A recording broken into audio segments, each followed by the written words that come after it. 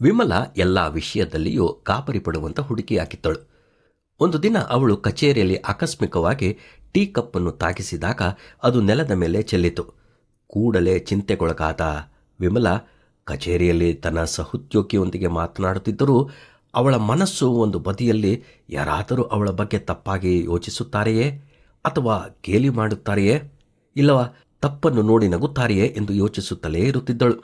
ಈ ಎಲ್ಲ ಚಿಂತೆಗಳು ಅವಳಿಗೆ ಕೆಲಸದಲ್ಲಿ ಮಾತ್ರವಲ್ಲ, ಮನೆಯಲ್ಲೂ ಕಾಡುತ್ತಿತ್ತು. ಇದರಿಂದಾಗಿ ಕೆಲಸದ ಕಡೆಗೆ ಸರಿಯಾಗಿ ಗಮನ ಕೊಡಲು ಸಾಧ್ಯವಾಗುತ್ತಿರಲಿಲ್ಲ. ಕೊನೆಗೆ ವಿಮಲ ತನ್ನ ಆತ್ಮೀಯ ಗೆಳತಿಯಾದ ಮಾಲಾನನ್ನು ಕರೆದು ತನ್ನ ಪರಿಸ್ಥಿತಿಯನ್ನು ವಿವರಿಸಿದಳು. ಅದಕ್ಕೆ ಮಾಲಾ ಅವಳೊಡನೆ ಸಹನೆ ಹಾಗೂ ಪ್ರೀತಿಯಿಂದ ಮಾತನಾಡಿ, ವಿಮಲ, ನೀನು ಈ ಲೋಕದಲ್ಲಿ ಯಾರನ್ನೂ ಮೆಚ್ಚಿಸಲು ಸಾಧ್ಯವಿಲ್ಲ ಮತ್ತು ನೀನು ಇತರರಿಗಾಗಿ ಬದುಕುತ್ತಿಲ್ಲ. ನಿನ್ನ ಬೆನ್ನ ಹಿಂದೆ ನಿನ್ನ ಬಗ್ಗೆ ಮಾತನಾಡುವ ಜನರ ಬಗ್ಗೆ ನೀನು ಏಕೆ ಚಿಂತಿಸಬೇಕು? ಅವರು ಏನು ಹೇಳಿದರೂ ನೀನು ಮಾತ್ರ ಅವರ ಮಾತನ್ನು ಲಕ್ಷಿಸದೆ ನಿನ್ನ ಜೀವನದಲ್ಲಿ ಮುಂದುವರಿಯಬೇಕು. ನಿನ್ನ ಹಿಂದೆ ಮಾತನಾಡುವವರು ನಿನ್ನ ಬೆನ್ನ ಹಿಂದೆ ಇರುವ ಕನ್ನಡಿಯ ಹಾಗೆ. ನಿನ್ನ ಗಮನವನ್ನು ನಿನ್ನ ಕೆಲಸದ ಮೇಲೆ, ಮಾತಿನ ಮೇಲೆ ಕೇಂದ್ರೀಕರಿಸು ಮತ್ತು ಇತರರ ಬಗ್ಗೆ ಚಿಂತಿಸಲು ಹೋಗಬೇಡ ಎಂದಳು. ವಿಮಲ ಗೆಳತಿ ಹೇಳಿದ ಹಾಗೆ ಮಾಡಿದಾಗ ಸಂತೋಷಪಟ್ಟಳು.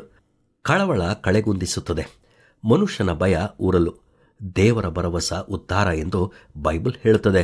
ನಾವು ಹೀಗೆ ಮಾಡೋಣವೇ?